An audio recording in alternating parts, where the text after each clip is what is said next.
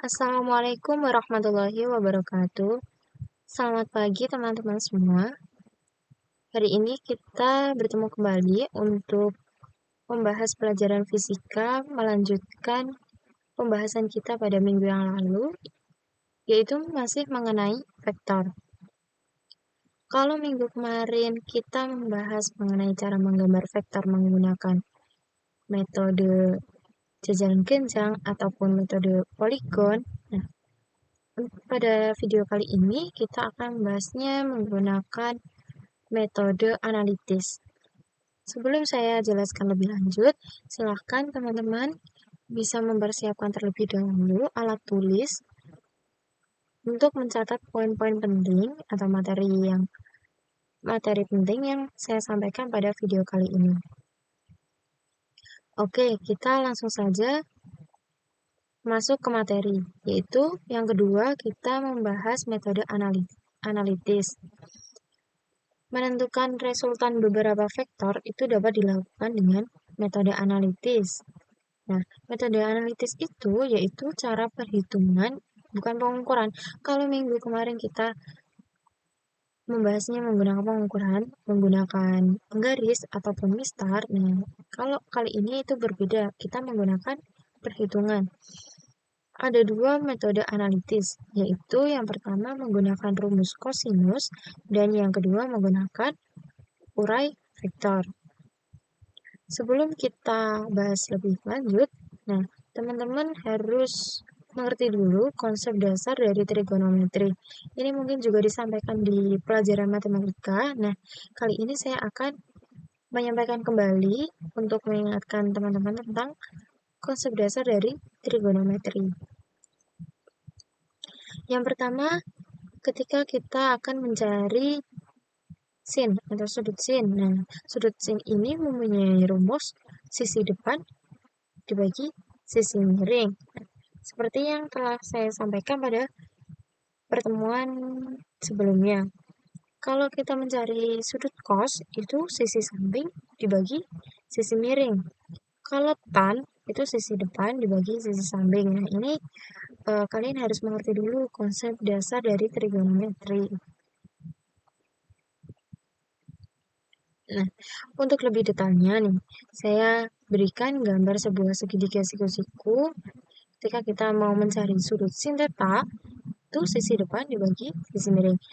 Sudutnya itu ada di sebelah sini. Nah, kita lihat ada di sebelah ujung ini.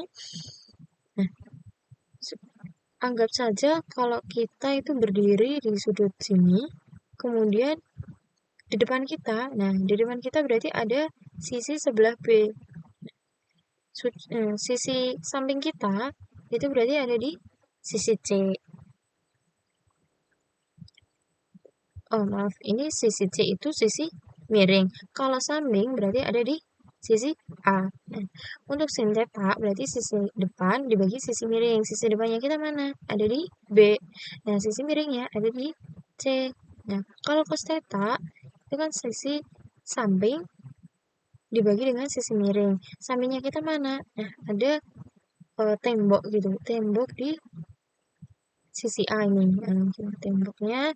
Nah, kalau miring nih, kita anggap aja ada tembok miring gitu. Nah, jadi A dibagi C. Kalau tan theta berarti ada tembok di depan kita dibagi dengan tembok yang ada di samping kita. Sampingnya mana? A. Jadi B dibagi A. Nah, beda lagi nih. Kalau ada segitiga siku-siku dengan ukuran sisi perbandingan 3:4:5, itu sudutnya sesuai dengan gambar di bawah. Ini bisa kalian hafalin aja. Kalau misal ada segitiga siku-siku dengan ukuran sisinya 3:4:5, ini kalau saya dalam menghafalkan ini, kita hafalkan salah satu aja. Untuk sin 37 itu hasilnya 3/5. Kalau cos 37, 4/5. Kalau tan 37, 3/4. Ini kalian hafalkan salah satu aja. Misal kalian hafalkan di sudut 37. Berarti kalau sudut 53 itu kebalikannya. Kalau tadi sin 37, 3/5. Nah, Kalau di sin 53, 3/5 ini cos. Kalau cosnya 3/74/5, berarti kalau di 53 itu sin. Kalau untuk tan, ini cuma dibalik aja. Kalau tan 37 itu 3/4, berarti kalau tannya 53 itu sebesar 4/3. Nah, ini juga ada di matematika. Ini juga bagian dari konsep dasar trigonometri. Ada nilai sin, cos, tan, dan sudut istimewa. Sudut istimewanya apa aja? Ini ada 0, 0 derajat, 30 derajat, 37 derajat, 45 derajat, 53 derajat, 60 derajat, dan 90 derajat. Ini bisa kalian hafalin. Ini sangat penting dalam menjawab soal-soal fisika. Nggak cuma fisika, di matematika pun ada antara sin, cos, sama tan. Nah, sin 0 itu 0. Kalau cos 0 itu hasilnya 1. Kalau tan 0 itu 0. Kalau sin 30 itu setengah. Kalau cos 30 setengah akar 3 dan juga tan 30 sepertiga akar 3. Kalau sudut 37 ini tadi kita bahas ya. Ini versi hasil desimalnya. Hasil desimalnya berarti 0,6, 0,8. Yang kalau 53 berarti dibalik. Sekarang kalau sin 45. Sin 45 itu setengah akar 2, cosnya setengah akar 2 juga. Kalau tannya itu 1. Terus ada sin 60. Ini setengah akar 3. Kalau cos 60 itu setengah. Kalau tan 60 itu akar 3. Dan yang terakhir ada sudut 90. Sinnya yaitu 1. Cos 90 itu 0. Dan yang terakhir tan 90 itu tak terhingga. Simbolnya seperti ini. Seperti ikan gitu. Nah, ini bacanya tak terhingga. Sekarang masuk ke rumus sinus dan kosinus. Rumus kosinus ini digunakan untuk menentukan besar vektor resultan. Ingat-ingat ya, kalau rumus kosinus itu besar vektor resultan. Kalau rumus sinus itu untuk menghitung arah vektor resultannya. Jadi kalau kosinus itu besar vektor resultan, kalau sinus itu untuk menghitung arahnya. Perhatikan dua vektor di bawah ini. Nah, saya ada dua vektor. Yang satu kita namakan vektor V1, yang satunya kita namakan dengan vektor 2. Kita gambar dulu dengan metode jejaran genjang. Caranya masih ingat kan? Kita satukan antara pangkal dengan pangkal, kemudian resultannya kita tarik dari titik awal lagi, membentuk seperti jejaran genjang. Oke. Di sini ada sudut alfa. Sudut alfa itu sudut apit antara vektor V1 dengan vektor V2. Kan namanya sudut apit. Nah, sudut apit antara dua vektor. Kalau sudut θ1 ini arah vektor resultan VR itu resultannya terhadap V1. Kalau θ2 berarti terhadap V, arah terhadap vektor V2. Nah, sekarang jika diketahui besarnya vektor V1 dan V2 dan sudut apit keduanya itu alfa, maka besarnya vektor resultan itu bisa kita lambangkan dengan VR. Nah, dapat ditentukan dengan rumus kosinus. Karena kita akan mencari besarnya vektor resultan. Nah, rumus kosinusnya yaitu VR sama dengan akar dari V1 kuadrat plus V2 kuadrat plus 2V1 dikali V2 dikali cos alfa. Nah, kalau arahnya berarti kita menggunakan rumus sinus. Arah vektor resultan θ1 atau θ2, ini kita tentukan dengan rumus sinus. rumus sinus itu sin theta 1 per V1 sama dengan sin alfa per VR, atau sin theta 2 per V2 sama dengan sin alfa per VR gitu. Nah, sekarang kita masuk ke contoh. Misalkan sebuah balok diberi gaya seperti pada gambar berikut. Ini sama kayak gambar sebelumnya. Ini kita mempunyai dua buah vektor. Vektor yang pertama itu ada vektor F1 sebesar 3 Newton. Nah, ini mendorong sebuah balok. Kemudian terdapat vektor F2 sama dengan 4 Newton, di mana vektor F1 sama F2 ini membentuk sebuah sudut, yang sudutnya sebesar 60 derajat. Kemudian, tentukan besar dan arah resultan gaya yang bekerja pada balok tersebut. Nah, untuk menjawab pertanyaan tersebut, poin pertama yang harus kita kerjakan yaitu menggambar dulu atau mensketsa antara dua vektor tersebut menggunakan metode jajaran genjang. Jajaran genjang yaitu menyatukan antara pangkal dengan pangkal. Pangkal dari vektor 1 dengan vektor 2. Kemudian kita tarik dari titik awal sampai membentuk sebuah jajaran genjang. Kita tarik. Setelah kita membentuk jajaran genjang, kita akan tahu arah resultannya. Kemudian menentukan besar resultan gaya diketahui sudut apit kedua vektor. Sudut apit kedua vektor itu alfa. Alfanya berarti sebesar 60 derajat. Besar resultan gayanya berarti kita menggunakan rumus sebelumnya tadi. Menggunakan rumus kosinus. Rumus kosinus berarti FR sama dengan akar F1 kuadrat plus F2 kuadrat plus 2 F1 dikali F2 dikali cos alfa. Baru kita masukin satu-satu. F1-nya ini sebesar 3 Newton. F2-nya sebesar 4 Newton. Kita masukin berarti 3 kuadrat plus 4 kuadrat plus 2 dikali F1-nya 3, F2-nya 4.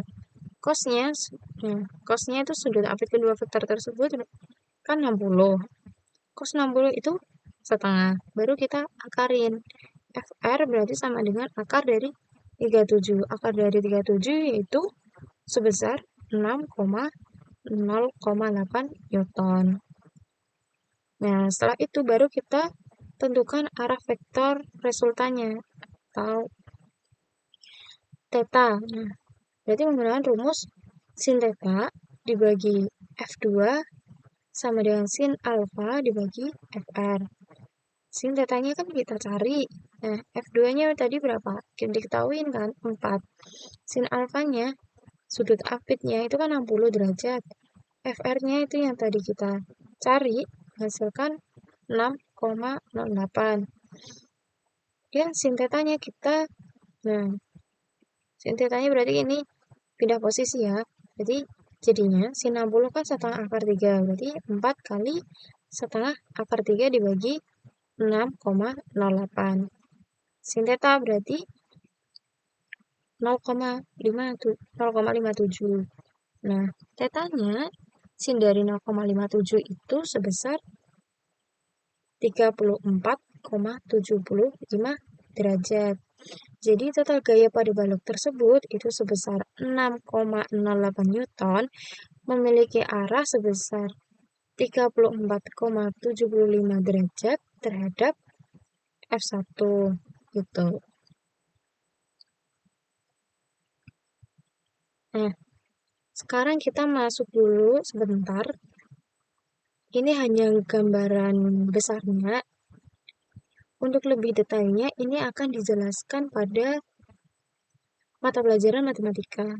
Di fisika itu sebenarnya juga ada, tapi secara garis besarnya aja, tidak secara mendetail. Nah, ini saya sampaikan juga agar teman-teman tahu di vektor itu juga ada perkalian dot dan perkalian cross pada vektor. Ini juga nanti kalau misal kalian mempelajari di matematika, ini akan mirip, akan sama gitu cara perkalian dot dan juga perkalian cross. Perkalian cross vektor. Nah, hasil dari perkalian silang atau cross product antara dua vektor adalah sebuah vektor baru yang arahnya tegak lurus terhadap bidang di mana kedua vektor yang dikalikan berada.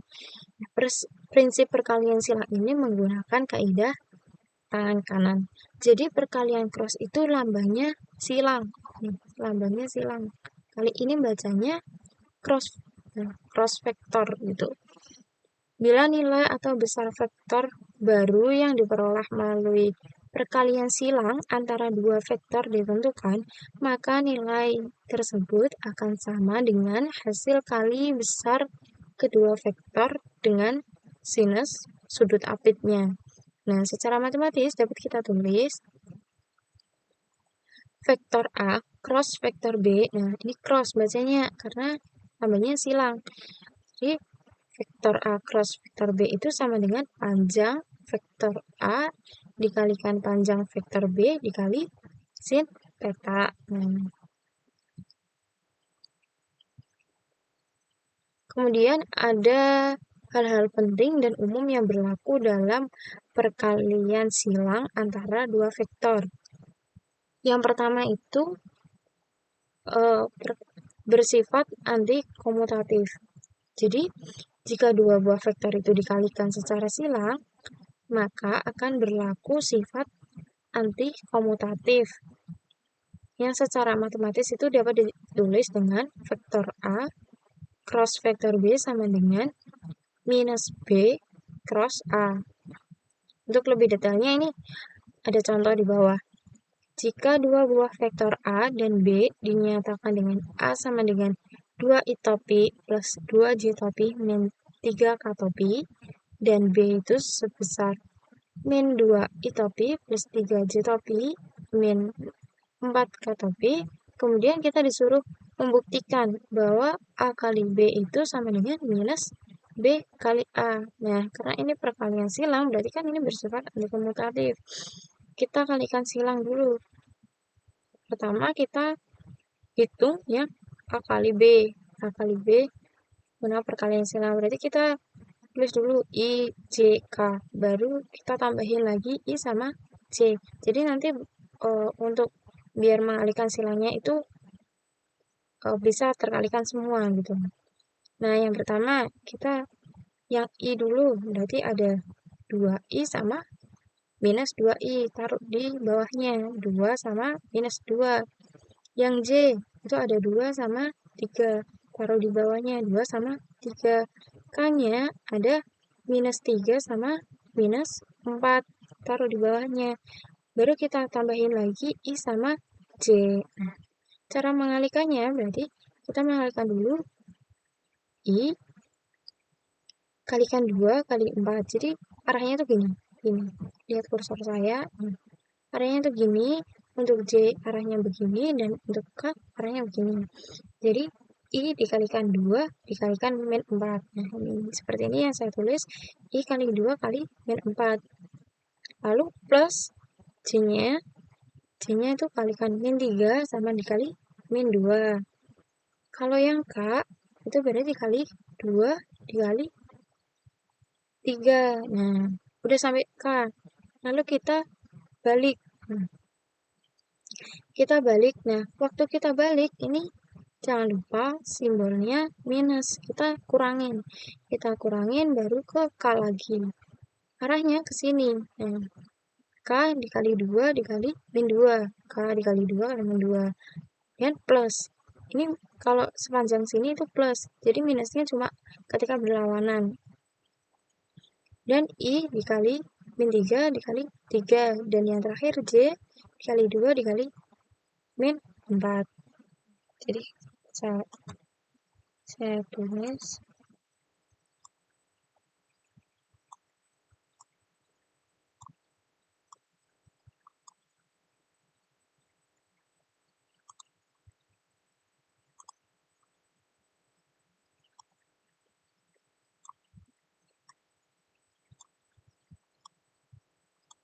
Gini ya, paham?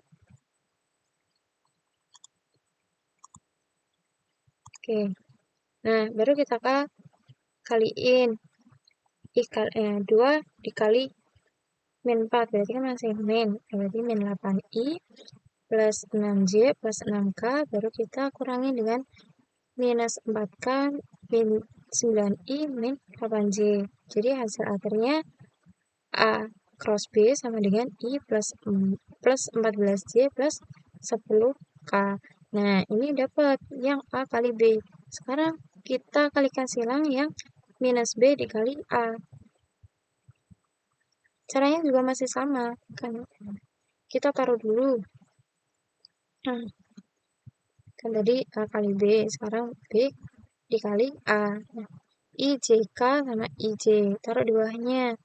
Minus 2, 2, ini 3, 2, min 4, ya ini sesuai yang diketahui ini. Kita taruh aja ke bawah, dikelompokin yang I, kemudian dikelompokin dulu yang J, dikelompokin yang K.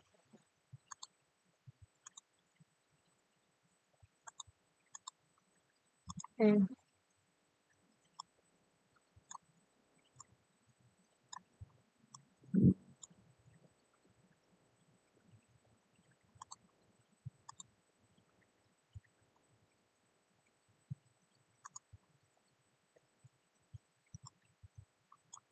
gini ya, jadi cara ngaliinnya. Nah, untuk B kali A ini langsung saja ya, nanti kalian bisa baca hasilnya I 3 kali min 3 itu kan min 9i. Nah, untuk hasil akhir perkalian silang antara B cross A ini hasilnya min 1 min 14c min 10k. Nah, kalau tadi kita udah silangkan antara A sama B, kemudian perkalian silang antara B sama B cross A, dan kita hubungkan menggunakan rumus awal, yaitu A kali B sama dengan min B kali A.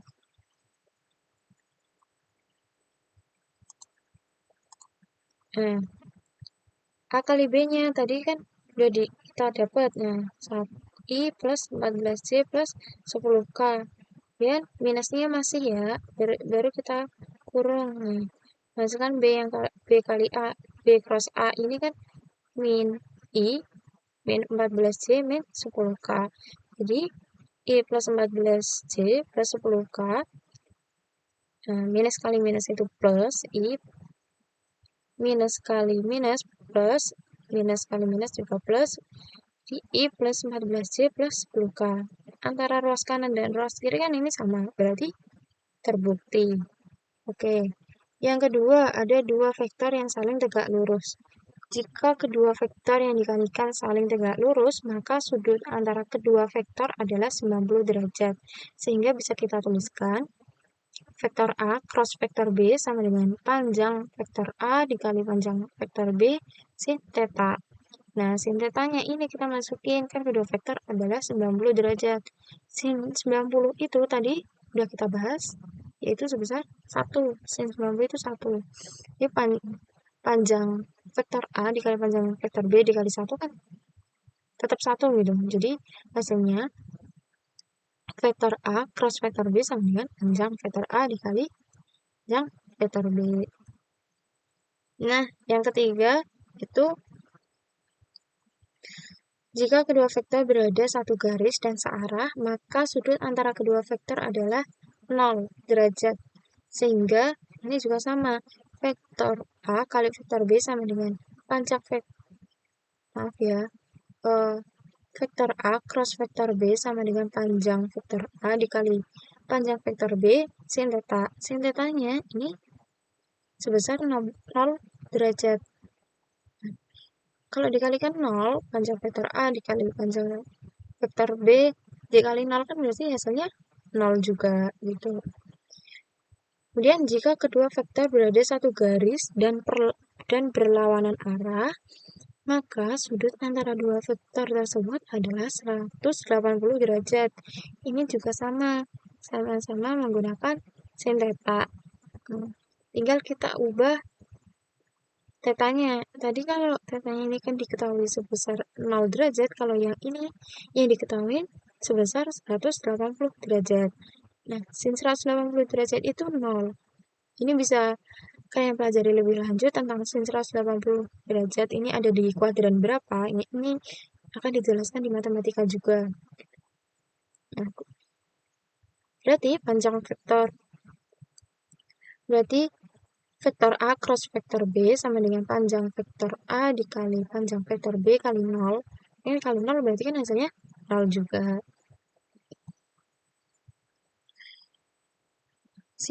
Kemudian sifat-sifat perkalian silang. Perkalian tadi berarti cross ya, perkalian. Itu ada 4 sifat. Yang pertama, A kali B itu tidak sama dengan B kali A. Yang kedua, K dikalikan tanda kurung A kali B kurung tutup, jadi sama dengan ini dikalikan ini, dan K-nya kalikan B, berarti KA dikali B sama dengan A kali KB. Nah, yang ketiga, A dikali kurung buka B plus C kurung tutup, berarti sama dengan A kali B plus A kali C. Dan sifat yang terakhir itu ada kurung buka A plus B kurung tutup, kita kalikan C sama dengan A kalikan A kali C plus B kali C. Nah, kalau tadi kita membahas tentang cross, sekarang kita membahas tentang perkalian dot. Kalau perkalian cross itu kan lambangnya silang, gini, kayak seperti ini. Ini bacanya cross. Nah, nanti kalau dot itu lambangnya titik. Nah, titik itu bacanya perkalian dot. Perkalian dua vektor itu dapat dibedakan menjadi perkalian titik. Nah, perkalian titik atau dot product yang biasa disebut perkalian skalar nih. Kalau perkalian dot vektor ini perkalian skalar. Dan perkalian silang atau cross product yang biasa disebut perkalian vektor. Jadi jangan kebalik. Kalau dot product itu skalar, kalau cross product itu perkalian vektor. Perkalian skalar atau perkalian titik antara dua vektor ini menghasilkan nilai skalar. Sedangkan perkalian silang antara dua vektor menghasilkan vektor pula. Nah, jadi perkalian silang antara dua vektor itu juga akan menghasilkan vektor. Perkalian titik dua vektor itu didefinisikan sebagai suatu skalar yang nilainya sama dengan hasil kali antara besar kedua vektor dengan kosinus sudut apitnya. Kemudian, perkalian skalar dua vektor dapat dikaji secara geometris ataupun secara aljabar. Hasil yang diperoleh berdasarkan dua metode tersebut itu kan sama besar. Nah, berikut rumus perkalian skalar atau dot product ya. Perkalian skalar. Dot product yang pertama, ada perkalian skalar secara geometris. Secara geometris ini, perkalian skalar antara dua vektor adalah hasil kali antara besar vektor pertama dengan proyeksi vektor kedua. Nah, atau kita dapat rumuskan dengan ini hampir sama dengan perkalian cross. Nah, ini cuma beda di lambang. Kalau ini bacanya berarti vektor A dot vektor B itu sama dengan panjang vektor A dikali panjang vektor B dikali cos theta. Misalkan ada sebuah dua vektor A dan B dinyatakan dengan A-nya itu sama dengan A I topi plus B J topi plus C K topi. Kemudian kalau vektor B-nya sama dengan K I topi plus M J topi plus M K topi, maka perkalian skalar itu dot product antara A dan B adalah kita menggunakan rumus dot product. Nah, perkalian skalar secara geometris berarti A dot B sama dengan panjang A kali B kali cos theta. Kita masukin menggunakan ini menggunakan akar dari yang diketahui nih. A kuadrat plus B kuadrat plus C C kuadrat. Nah, yang samping ini menggunakan vektor yang diketahui dari vektor B. Vektor B yang diketahui kan K kuadrat plus M kuadrat plus N kuadrat. Nah, ini dikuadratin, kita akar dikali cos theta. Nah, misal cos theta-nya diketahui berapa gitu. Contoh lagi ada diketahui vektor A 2i plus 5j plus 4k dan B-nya itu i plus 2j min 3k. Sudut antara vektor A dan vektor B adalah sebesar berapa derajat gitu. Nah, berarti kita bisa menggunakan rumus perkalian skalar atau dot product. Dot product berarti A dot B sama dengan panjang A kali panjang B kali cos theta. A dot B, nah A-nya ini yang diketahui, vektor A yang diketahui berapa? Ini ada 2i plus 5j plus 4k. Kita masukin ke sini. Baru kita kaliin dengan yang diketahui dari vektor B. Vektor B yang diketahui i plus 2j plus min 3k. Nah, baru sama dengan panjang vektor A dikalikan panjang B dikalikan cos theta. Kemudian kita kaliin antara I dengan I. Nah, 2, ini nya 1, berarti 2 kali 1. 5j, yang J yang satunya 2, berarti 5 kali 2. Untuk yang 4-nya, 4 kali min 3. Hasilnya 2 plus 10 min 12 sama dengan panjang A kali B cos theta. 2 plus 10 kan 12. 12 min 12 itu 0. 0 sama dengan panjang A kali B cos theta. Cos theta dari 0.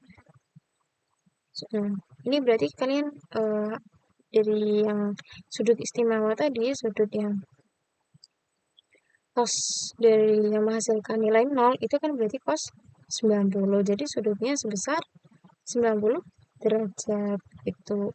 Cos 90 itu kan sama dengan 0 gitu. Nanti bisa dilihat lagi di tabelnya kalau kalian belum hafal. Nah, yang terakhir ada perkalian skalar secara aljabar. Misalkan ada dua vektor A dan B dinyatakan dengan A-nya itu AI plus BJ plus CK. B-nya diketahui KI plus MJ plus NK. Maka perkalian skalar antara A dan B ini kita menggunakan A dot B sama dengan A dikali K plus B dikali M plus C dikali N. Contoh ada soal, vektor A dan B diberikan sebagai berikut. A-nya itu ada 2, min 1 sama min 3. B-nya 4, 2 sama min 1. Nah, tentukan hasil perkalian skalar antara A dan B. Kita menggunakan perkalian skalar secara aljabar. Berarti A dot B. A dot B sama dengan, nih, kita tulis lagi rumusnya, perkalian skalar antara A dan B ini. A kali K plus B, M plus C kali N. Nah, jadi A dot B sama dengan, yang diketahui apa tadi? Vektor A sama vektor B. Nah, ini dikaliin. Nah, yang atas ini berarti kan otomatis I. Disumbu I, 2I. Berarti kalau ini min 1J atau min J. Dan yang terakhir, ini ada di sumbu K, min 3K. Sama dengan vektor yang B, berarti ini 4I plus 2J sama min K. Karena 1. Kita kaliin. 2I sama 4I. 2 kali 4. Kemudian min J sama 2J. Min 1 dikali 2. Dan yang terakhir, 3 dikali min 1. Berarti kan 2 kali 4, 8. Min 1 kali 2, min 2. Min 3 kali min 1, min kali min, plus 3. Jadi A dot B sebesar 9. Oke. Sampai sini paham ya? Kemudian kita baru masuk ke urai vektor. Mengurai vektornya. Sebuah vektor itu dapat diuraikan menjadi dua buah vektor yang saling tegak lurus atau yang disebut dengan vektor komponen. Menguraikan vektor itu dapat dilakukan dengan memproyeksikan vektor tersebut pada sumbu koordinat X dan Y. Hasil proyeksi atau uraian vektor pada sumbu Y itu disebut komponen vektor sumbu Y. Nah, kalau di sumbu X berarti disebut dengan komponen vektor dari sumbu X. Nah, langsung ke contoh aja. Misalkan terdapat sebuah vektor S. Vektor S, jika vektor tersebut ini diuraikan, ini misalnya sebesar 5 meter, ini skalanya 1, 2, 3, 4, 5, yang ke atas juga 1, 2, 3, 4, 5, skalanya berarti 5 kali 5, ini kita uraikan. Berarti langkah yang pertama, kita gambar dulu sumbu X sama sumbu Y-nya, sesuai dengan arah besar dan arahnya nih. Ini arahnya segini, arahnya kan vektor S ini kalian perhatikan, kan arahnya ke atas. Berarti untuk sumbu X ini kita gambarkan sampai mengikuti di mana ujung dari vektor S. Jangan sampai sini, karena di sini nggak ada vektornya. Vektor S ini cuma sampai di nih, kotak ini. Jadi SX itu sama dengan 2 meter, karena ada 2 kolom kan, skalanya kan 5 kali 5, kalau ini kan 5 meter, berarti kalau 2 kotak aja berarti 2 meter. Baru di sumbu Y tinggi dari vektor S ini kan mencakup 5 skala, berarti 1, 2, 3, 4, 5. SD-nya sama dengan 5 meter. Nah, kemudian untuk menentukan besarnya vektor komponen, kita harus menggunakan konsep dasar dari trigonometri. Contohnya, kita ada sebuah vektor F sebesar 10 Newton membentuk sebuah sudut 120 derajat.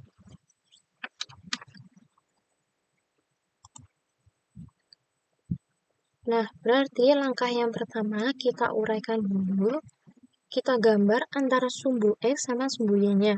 Ini kan vektor F-nya, yang perhatikan arahnya. Kemudian kita gambarkan sumbu X, berarti sumbu X-nya itu ke kiri. Nah, karena ini arahnya kiri. Dan sumbu Y. Alfanya berarti mana? Nah, alfanya berarti ini. Alfanya. Ini sudut tetanya. Nah, ini alfanya.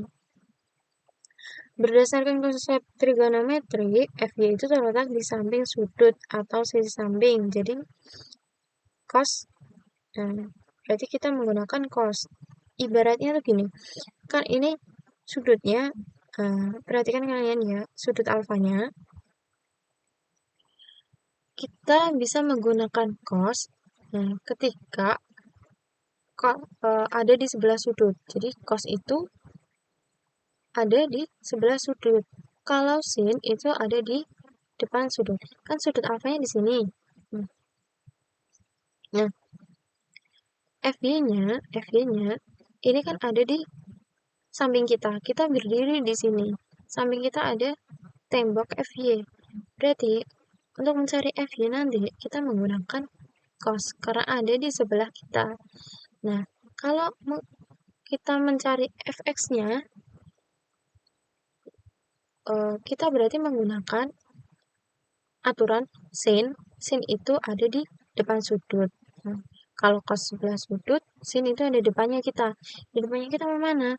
Yang ini. Nah, kalian perhatian garis putus-putus ini. Ini kan nyambung ke sumbu X. Sumbu X ini dari sini ke sumbu Y. Nah, berarti ada di depan kita. Kalau ada di depan kita, berarti kita menggunakan rumus sin. Jadi bisa kita tuliskan FY sama dengan F dikali cos. Cos berapa? Cos 30. Cos 30 itu dari mana? Nah, dari ini. Nah, dari alfanya ini. Apa? Jadi F kali cos 30 itu 10 kali cos 30 berapa? Setengah akar 3 kan? Nah, setengah akar 3 berarti sama dengan 5 akar 3. Dan baru kita hitung fx-nya. Fx-nya karena sudutnya ada di depan kita, berarti kita menggunakan sin F dikali sin 30. F-nya berapa yang diketahui kan? 10 Newton. 10 Newton dikali sin 30. Nah, kalau cos 30 setengah akar 3, ini jangan kebalik ya. Kalau sin 30 berarti setengah. 10 kali setengah berarti sebesar 5 Newton. Oke. Jadi, diingat-ingat, kalau cos itu ada di sebelah sudut, kalau sin itu ada di depan sudut.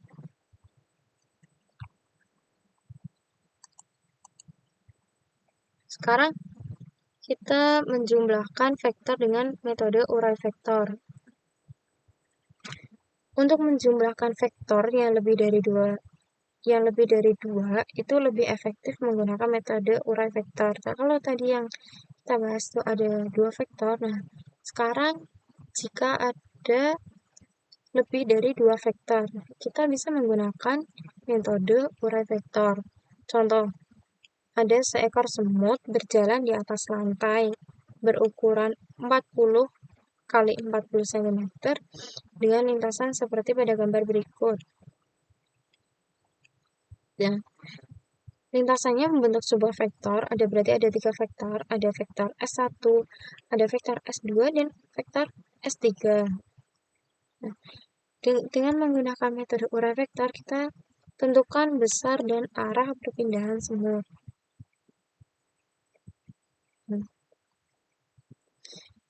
Berarti yang pertama kita uraikan dulu.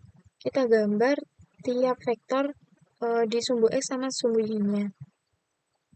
Nah, yang pertama berarti kita urai dengan menyatukan nih.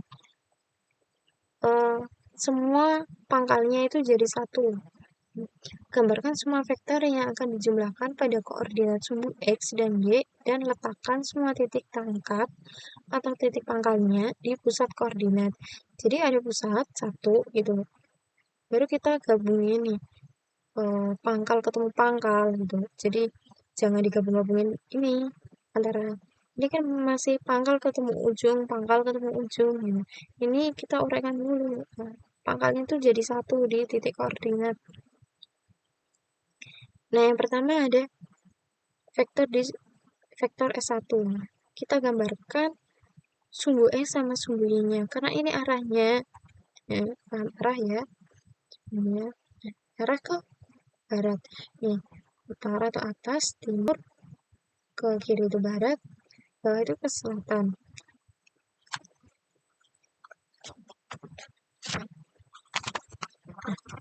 Untuk vektor S1 ini kita gambarkan berarti sumbu Y-nya ke atas dan sumbu X-nya itu berarti ke barat. Nah, karena arah vektornya ke barat gitu. Kemudian kita uraikan vektor S2. Vektor S2 itu mana?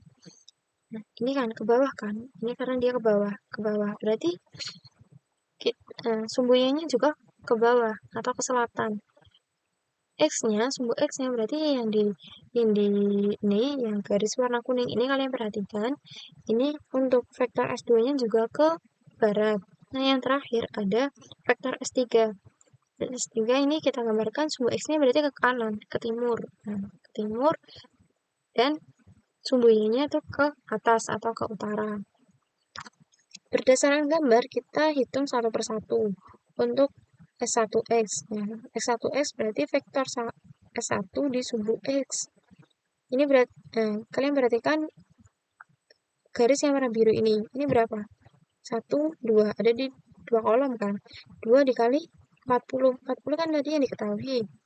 Nah, ukurannya 40 cm kali 40 cm. Sama dengan 80 cm. Kemudian kita hitung yang di sumbu Y. S1 yang dari sumbu Y. Jadi ada 1, 2, 3. 3 dikali 40 sama dengan 120. Begitu pula dengan S2. S2-nya mana? Nah, ini. Di X-nya berarti kan cuma 1. Kalau di Y berarti 1, 2, 3. Terakhir, ada di vektor S3. Vektor S3 di sumbu X ada 1, 2, 3, 4, 5, 6, 7. Nah, di sumbu X. Kalau di sumbu Y berarti ada 1, 2, 3. Nah, ini baru dikaliin 40 semua. Tuh. Langkah yang kedua, tentukan resultan vektor pada sumbu X dan resultan vektor pada sumbu Y. Nah, resultan vektor pada sumbu X ini berarti S3X. Nah, ini kalian perhatiin yang ada di arah timur atau vektor di sumbu X itu yang di kanan itu kan hanya ada pada vektor S3. Lainnya itu berarti sumbu X-nya di arah barat atau kebalikannya. Kalau kebalikan, seperti yang sudah saya sampaikan pada minggu lalu, kalau kebalikan itu berarti minus. Berarti S3X minus S1X sama S2X. Nah, kemudian sama dengan ini sumbu Y. Sumbu Y yang ke arah utara atau ke atas ini berarti plus. Kebalikannya berarti yang di bawah minus. Nih, S2Y-nya ini minus. S1Y sama S3Y-nya ini plus. Yang merah sama biru ini plus. Yang kuning minus. Baru dapat kita tuliskan. Nih, S3X min S1X plus S2X. S3X-nya nih bisa S3X-nya sebesar 280 cm dikurangi 80 plus 40. Hasilnya yaitu 160. Kemudian resultan pada vektor ada sumbu Y, ini yang di arah utara atau di atas itu kan ada S1Y sama S3Y. Ini kalau di bawah berarti berkebalikan berarti berlawanan arah. Jadinya minus S2Y sama dengan 120 plus 120 min 120. Hasilnya yang resultan vektor pada sumbu Y sebesar 120 meter. Nah, kalau udah ketemu resultan sumbu X dan sumbu Y, baru kita gambarkan. Resultan di sumbu X sama sumbu Y. Sumbu X-nya 160 meter. Yang di sumbu Y itu sebesar 120 meter. Baru kita cari resultan akhir atau bisa kita tuliskan dengan SR. Nah, rumusnya yaitu sigma SX kuadrat plus sigma SY kuadrat. SX-nya ya ini tadi hasil dari resultan vektor pada sumbu X. Sigma XY-nya ini juga hasil dari resultan vektor pada sumbu Y. Jadi 160 kuadrat plus 120 kuadrat. Baru kita akarin. Jadi SR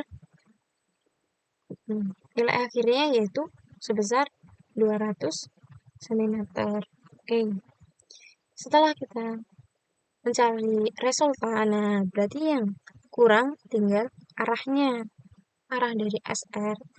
Arah SR ini juga menggunakan rumus yang sebelumnya tadi saya sampaikan. Kita bisa menggunakan tan theta. Tan theta sama dengan sigma SY dibagi sigma SX. Sigma SY-nya tadi kan 120 SY-nya. Nah, untuk sigma XX itu 160. 120 dibagi 160 kan 3/4. Berarti sudutnya tan dari 3/4 ini tadi sudah saya bahas tadi 3/4. Berarti dari sudutnya sebesar 37 derajat. Nanti dilihat lagi di tabel deh. Kalau 3/4 berarti nah, sudut dari 37. Jadi perpindahan semutnya itu sejauh 200 cm dengan arah 37 derajat dari timur ke utara. Nah, oke. Sampai sini kira-kira paham nggak? Semoga dapat kalian pahami ya. Kalau nanti misal ada yang mau ditanyakan, silahkan bisa ditanyakan ketika jam pelajaran ataupun di luar jam pelajaran bisa menghubungi saya. Oke, sekian untuk materi hari ini, untuk materi vektor pada video kali ini. Semoga dapat bermanfaat, semoga dapat membantu kalian dalam memahami materi vektor. Kurang lebihnya saya mohon maaf.